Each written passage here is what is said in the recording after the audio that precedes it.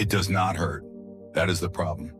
If your comfort zone hurt, if it burned, if it ached, if it announced itself with pain loud enough to demand attention, you would leave it. You would have no choice. You would be forced out by the sheer discomfort of staying. But it does not hurt. It feels good. It feels safe and familiar and completely deceptively reasonable. It feels like the smart choice, the responsible choice, the choice of someone who knows their limits and respects them. And that is exactly what makes it deadly. Not the kind of deadly that arrives fast, with drama and warning signs you cannot ignore. The other kind, the slow kind, the kind that works over years, quietly, beneath the surface, killing the person you were supposed to become so gradually that by the time you notice, the damage already runs deep. Your comfort zone is not your sanctuary. It is not your safe harbor. It is not the place where you recover your strength before going back out to fight. It is a slow poison, and you have been drinking it daily without knowing the cost. Let me show you the mechanism, because slow poisons work in stages. And if you can recognize the stage you are in, you can still reverse the damage before it becomes permanent. The first stage is shrinkage. It begins the moment you stop doing something that challenges you. The boundary of what feels possible does not stay where you left it. It moves inward, quietly, without announcement. The thing that once felt uncomfortable but manageable starts to feel impossible. The risk that once felt acceptable starts to feel reckless. The version of yourself that once reached for hard things starts to feel like a different person, one you are not sure you can access anymore. This is the comfort zone shrinking you. Not dramatically, incrementally.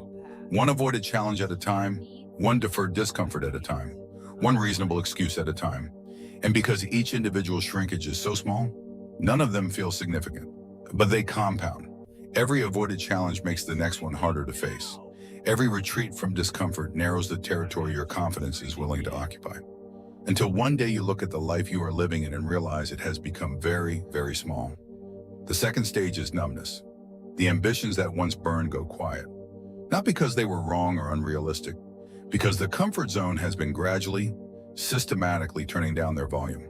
The dream that kept you awake at 25 becomes a memory you visit occasionally and put back on the shelf. The hunger that once felt urgent becomes something you describe in the past tense. You stop wanting loudly, you start wanting safely. And wanting safely is just another name for not wanting enough to do anything about it. The third stage is rationalization. And this is the most dangerous stage of all, because by now the comfort zone has convinced you that the poison is medicine, that staying small is wisdom, that the people who take risks are reckless, and the people who stay comfortable are simply practical. The cage has become a philosophy, and you are defending it. I want you to understand, concretely, not abstractly, what the comfort zone is costing you while you stand in it. It is costing you capability. Every skill that is never stretched atrophies. Every capacity that is never challenged diminishes. The mind that is never pushed stops being able to push. The body that is never stressed beyond its current limit stops being able to go beyond it. You are not staying the same inside your comfort zone. You are declining slowly. But declining, the potential you were born with is not a fixed resource that waits patiently for you to use it. It is a living capacity that either grows through use or shrinks through neglect. And inside the comfort zone, it is shrinking. It is costing you confidence. Real confidence, not the performed kind, not the affirmation-fed kind, but the deep structural kind that comes from knowing you have done hard things, is built exclusively outside the comfort zone. You cannot build it by staying safe. You cannot think your way to it, or read your way to it, or be convinced into it by someone else. It is earned in the doing of difficult things. And every day inside the comfort zone is a day that currency is not being earned. A day the account stays empty while you wait for the confidence to arrive before you begin. And it is costing you the version of yourself that was possible. The person you could have become, the one that existed as potential, as capacity, as the natural destination of a life lived at full stretch. That person is being eroded, not in a single catastrophic moment, daily, in every choice to stay rather than go, to stay quiet rather than speak, to stay familiar rather than venture into territory that might change you. The greatest tragedy is not the life you are not living. It is the person you are not becoming. And that person, that specific, unrepeatable, fully realized version of you, cannot be recovered once enough time has passed. The window does not stay open forever. Think about a muscle that has been immobilized, not injured, not diseased, simply kept still, placed in a cast, or held in a sling, or simply never used beyond the minimum required for the routines of a comfortable life. Within weeks, not months, weeks, that muscle begins to atrophy.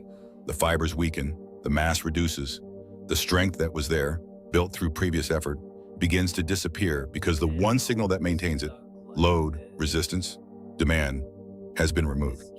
The comfort zone is the cast, and everything inside you, your courage, your capability, your hunger, your confidence, your tolerance for difficulty, is the muscle.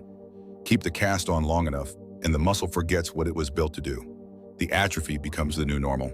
The weakness becomes the baseline, and the person looking at the withered limb can barely remember the strength that used to live there because it has been so long since that strength was asked for. Remove the cast, apply load, demand more than the minimum, not because it is comfortable. It will not be comfortable. Because the alternative is watching everything you were capable of dissolve quietly inside the very safety that was supposed to protect it. The cast feels like protection. It is atrophy in disguise. The antidote to slow poison is not a dramatic gesture. It is not quitting your job tomorrow, or moving to a new country, or making a single enormous leap that compensates for years of staying still. That is not courage. That is theater. And theater does not undo the damage the comfort zone has been doing. The antidote is daily, deliberate, non-negotiable discomfort, small enough to be repeatable, consistent enough to be compounding, chosen specifically in the areas where the comfort zone has been doing its quietest damage. It is the conversation you have been avoiding because the outcome is uncertain. Have it today. Not when you feel ready, today. It is the physical limit you have not pushed past in months because the minimum has felt sufficient. Push past it tomorrow morning. It is the creative work you keep postponing because the result might fall short of the vision. Start it now, imperfectly, without permission, without the guarantee that it will be good. Each one of these actions is a dose of the antidote. And like all antidotes, it needs to be taken regularly to work. One uncomfortable action does not reverse years of comfortable inaction. But one uncomfortable action daily, sustained, repeated, without negotiation, begins to move the boundary back outward, begins to reverse the shrinkage, begins to wake up the ambitions that the comfort zone put to sleep, begins to rebuild the confidence that only the doing of hard things can build. You do not need a new life to do this. You need a new standard applied to the life you already have. Starting with the next decision you make. Let me be completely direct with you as we finish. The comfort zone is winning right now. In your life specifically, it is winning. Not because you are weak, not because you do not know better, because it is sophisticated, because it feels good, because it has been building its case for years, and it makes an extremely convincing argument for staying exactly where you are. But you know what it costs. You have known for a while. You have felt the shrinkage even if you have not named it. You have noticed the ambitions going quiet even if you told yourself they were just maturing. You have sensed the version of yourself that was possible getting further away, even as the version of yourself that is comfortable gets more established. That stops today. Not gradually, not when the conditions are better. Today. Do one thing before this day ends that your comfort zone has been successfully preventing. One specific, concrete, uncomfortable thing.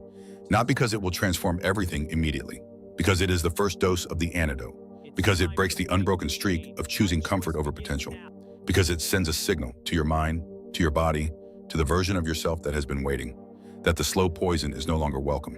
Your greatest potential is not behind you, it is ahead of you, just outside the edge of what currently feels safe. It has been there the entire time, waiting, not with patience, with urgency, because every day you spend in the comfort zone is a day it moves further out of reach. Stop being comfortable. Start being capable. The poison ends now. Step out, stay out, and never go back.